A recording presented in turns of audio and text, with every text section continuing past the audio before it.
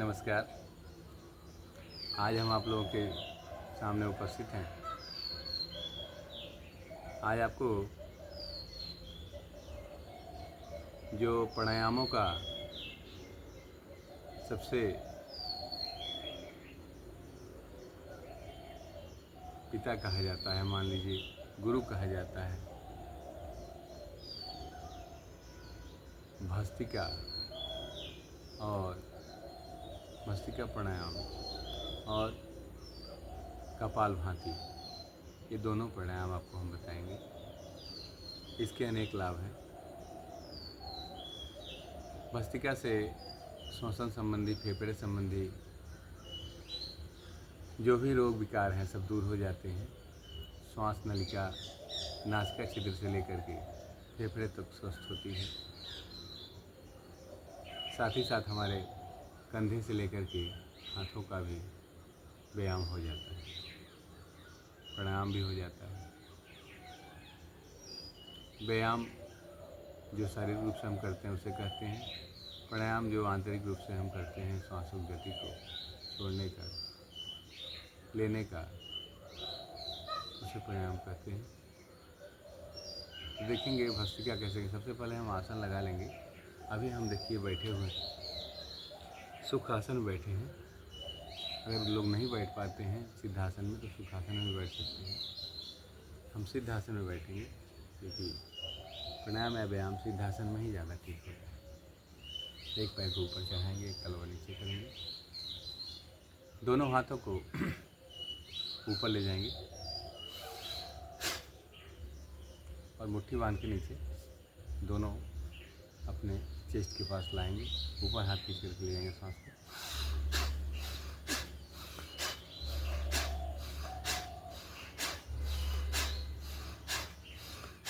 पहली क्रिया है भस्त्रिका की।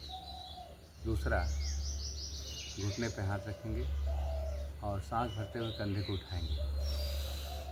सांस छोड़ते हुए कंधे को गिरा देंगे। यदि ये हाथों की क्रिया भी करें घुटने पे तो इससे भी कंधा गिरेगा और उठेगा। ध्यान देंगे।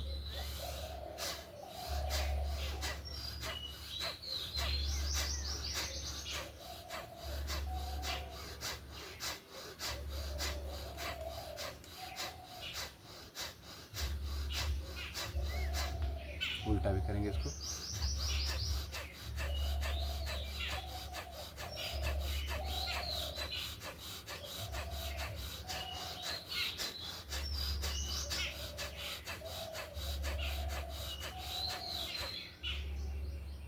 महसूस करेंगे अब जो सांस लेने की जगह है और नासिका क्षेत्र है दोनों एकदम स्वस्थ हो गई। खूब बढ़िया से हम सांस ले सकते हैं, कोई रुकावट नहीं। तब हम मेरुदंड को सीधा रख के दोनों हाथों को, कलाइयों को घुटने पर रख के कोई एक मुद्रा बना लेंगे। जैसे हमने वायु मुद्रा बना लिया है, ऐसे रखेंगे और गर्दन को सामने सीधा रख के सांसों को पूरा इकट्ठा करके छोड़ने का प्रयास करेंगे। आवाज़ एक भांति की तरह आएगी, जैसे लोहे को पिघलाने वाली भांति जो होती है वैसे इकट्ठा छक छक की आवाज़ आएगी अंदर से। देखेंगे आप, ऐसे ही करना है।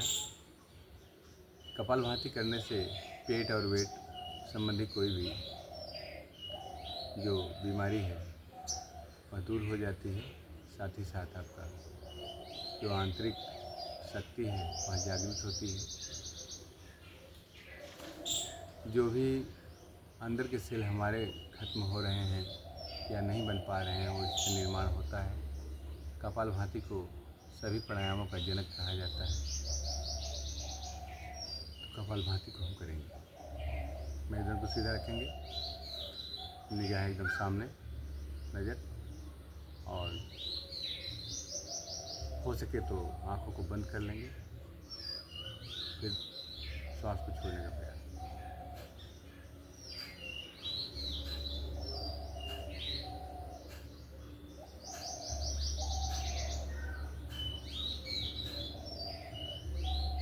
करने की क्रिया है 1 सेकंड में एक बार, यानी 60 सेकंड का 1 मिनट होता है। 1 मिनट में 55 से 60 बार ही हो।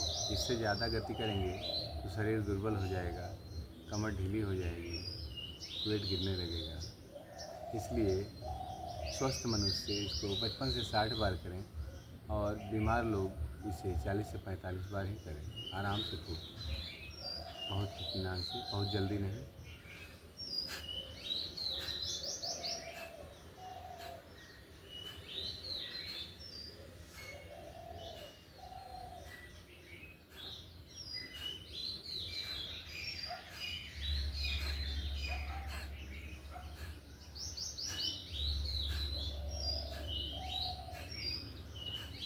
जब अगर थक जाए बीच में तो लंबी गहरी सांस ले लेंगे। इसमें थकान बहुत लगती है।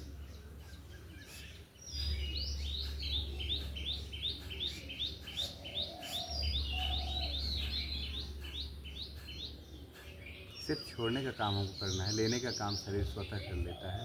इसलिए लेने का प्रयास न करेंगे, सांस को सिर्फ छोड़ने का प्रयास करेंगे। आप समझ गए होंगे कपालभाति कैसे करनी है। आसन को लगा लेना है, हाथों को दोनों घुटने पर रख लेना है और मेरुदंड को सीधा रख के सांसों को छोड़ने का प्रयास करना है। 1 सेकेंड में एक बार।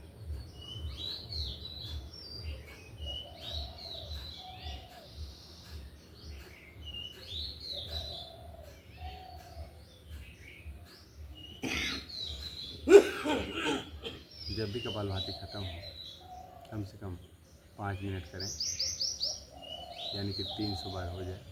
शरीर स्वस्थ रहेगा, आप भी मस्त रहेंगे। नमस्कार। दोनों हाथों को घर्षण करेंगे और चेहरे पर सिकाई करेंगे। जो हमारी ऊर्जा है, करंट के प्रवाह हुआ था शरीर में, वो हमारे अंदर फिर से समाहित हो जाए। ऐसे करके हम कपालभाति की